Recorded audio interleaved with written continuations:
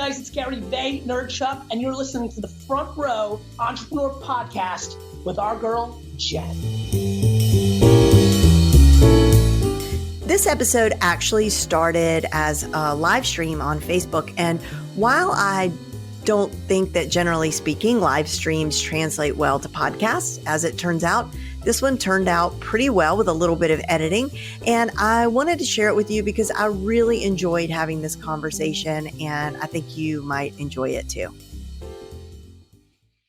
Hey folks, Jen Lehner here of jenlehner.com. And I wanted to talk to you about your word of the year. I've been thinking a lot about this over the last couple of weeks, and I've never really had a word of the year, but I really like the idea of it. And I heard a friend of mine talking about it in terms that made a lot of sense to me. I'm a very practical person. So if we're going to do a word of the year, you got to show me like a good, hard reason why we're doing that. Like, how does that actually work? Does it just make you feel good? Is it just one more like little fluffy thing that we do to say that we're doing it to distract us, yada, yada. But I was super convinced when I heard this friend talking about it, because what she said was she was able to filter every decision that year through, she had two words, through those two words. And it basically, that helped her so much, because if the thing did not fit in those two categories, it was a hard no, goodbye. And right. And so that kept her so focused. And I'm like, yes, I really, really like that. But the word that I'm going to suggest that everybody add to as their word of the year. So you don't have to have just one word of the year. If you've already picked your word, add this to your word. And if you haven't picked your word, let this be your word. Okay. Are you ready? It is consistent, because that has been a revelation to me this year, particularly 2019 for me was a year when I've been the most consistent that I've been on anything in my life.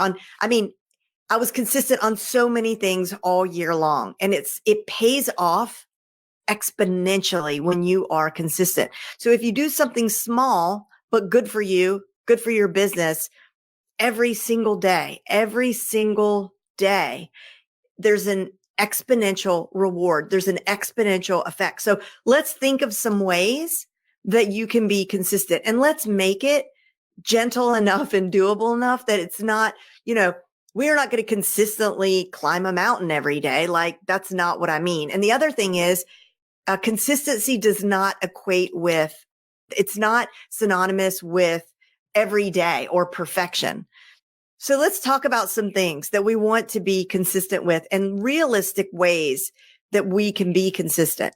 You hear me talk about it all the time, but my flash briefing, I consistently do every morning, Monday through Friday, but I let myself take the weekends off. That happens no matter what, Monday through Friday. And I really never look to see how many people are listening. I mean, that's bad marketing on my part, but it's because the reason that I don't really look much at the analytics behind my flash briefing is, first of all, I see the growth because people come to join my Facebook group. They send me messages, they purchase things, and they tell me that they found me on my flash briefing. So like, I know it's working, but the reason that I don't care about the analytics is because of the consistency. So many other things, it has spread into so many aspects of my life. I have to get up early. To do my flash briefing. And so since I was getting up earlier than normal, then I started consistently thinking, wow, I really like getting up early like this every single day. What else can I do? So I started going to yoga every day.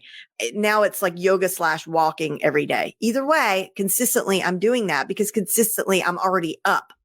Then it was like, wow, I'm up. What else can I add to this? I'm really digging this morning thing. So I started doing morning pages every morning.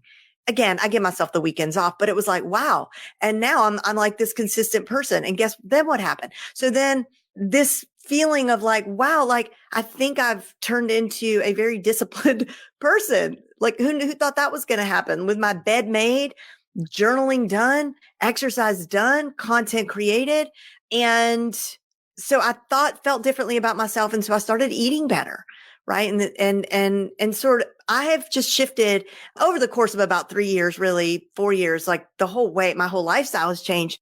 But I'm just saying it just started with one simple act. So this year I know one of the things I want to be consistent on is my podcast. I want to create 52 podcasts next year, no matter what. That will be one podcast a week. I've just declared it publicly. So now I sort of have to.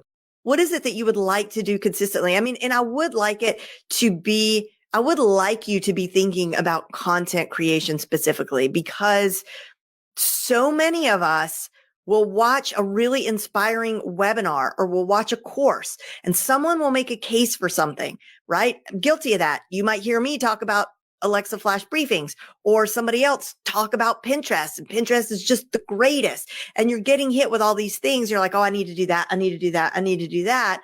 And the next thing you know, you have so many things, you do none of it. And or you do a little here, you stop, you do a little here and you stop. So you have to have an honest conversation about that one thing that you could do.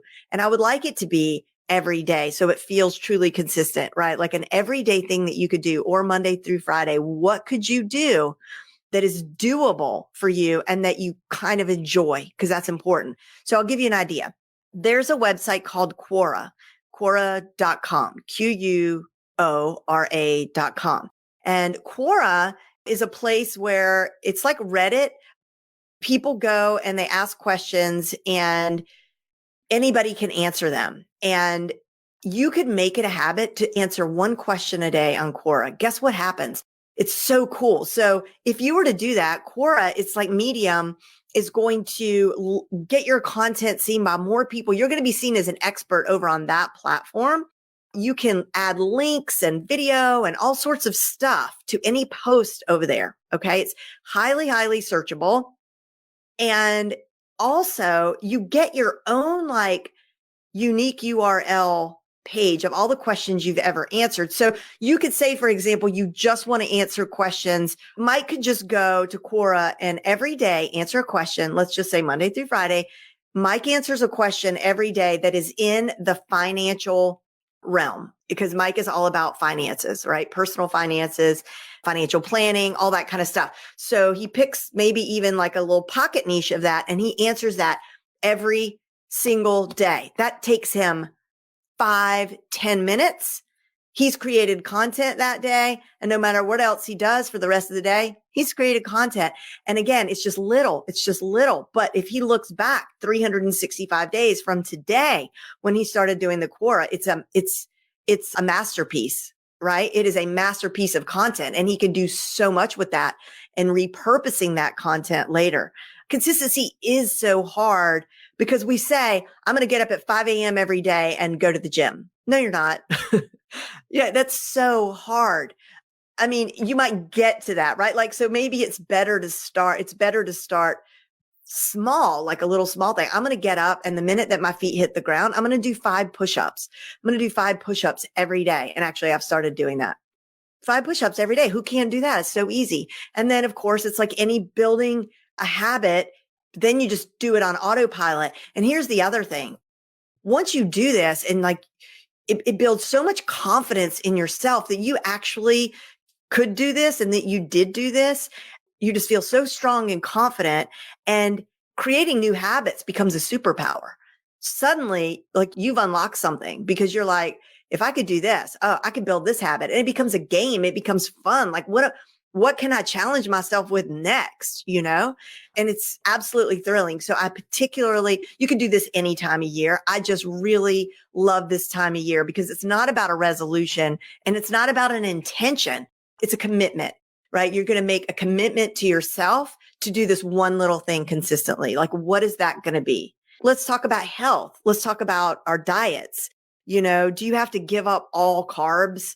Giving up something isn't as fun as adding something, right? Like, I think it's better to add something. It feels like you're building, like you're growing. When you say, okay, I'm going to eliminate something, that feels very bad. I mean, you know, like you're depriving yourself of something. Here's what I want to say is that the older I get and I think about consistency, I feel like it is the key to success in every single component of our lives, every single part of our lives.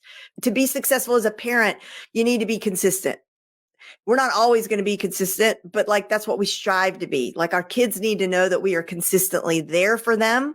that we are consistently honest, that they can count on us. It's all about, like, for all the mistakes you could ever make as a parent, if you are just consistently, more often than not, this thing, then you're getting it right, like, most of the time, right? Same thing with as being a spouse. It's so hard. Like, it's so hard to be consistent, but it's the more we can be, the better off our relationships are. Being a consistent friend, showing up for our friends, that's something that I'm going to do more this year. I have been so immersed in my work that I haven't been like calling up my good friends to say, let's go for a walk, let's go have coffee, and that sort of thing. So friends is on my word list because I really want to be more proactive. They are the ones that always call me and ask me to do stuff. So I need to flip that a little bit, right?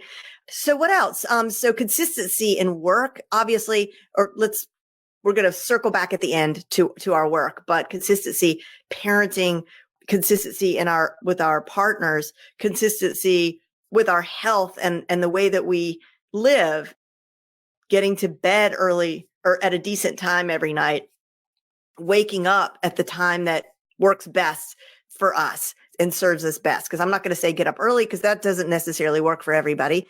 But yeah, it's just consistency. I just can't think, like, whatever other word we choose, consistency is the thing that unlocks the magic. It's the miracle grow that you put on your tomato plant.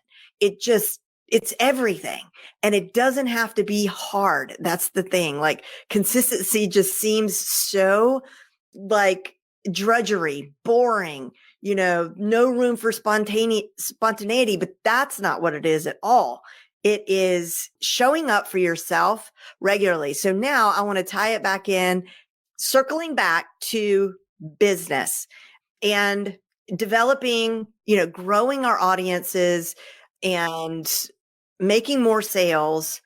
That also comes back to consistency. So now what we need to think of. So for example, we need to consistently have an offer, right? Like, a lot of us will have an offer and we put it out there and then that's done. So we launch something and we work.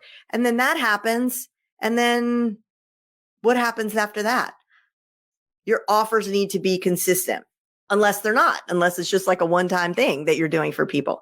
Consistent content is really what it all comes back to. People aren't really going to find you. They're not going to connect with you. They're not going to feel like they understand you unless you show up consistently. And the thing is, I think a lot of us are shy in the beginning. I know that I was. I mean, there's nothing about me that's shy, but apprehensive of like annoying people because you didn't want to be too loud.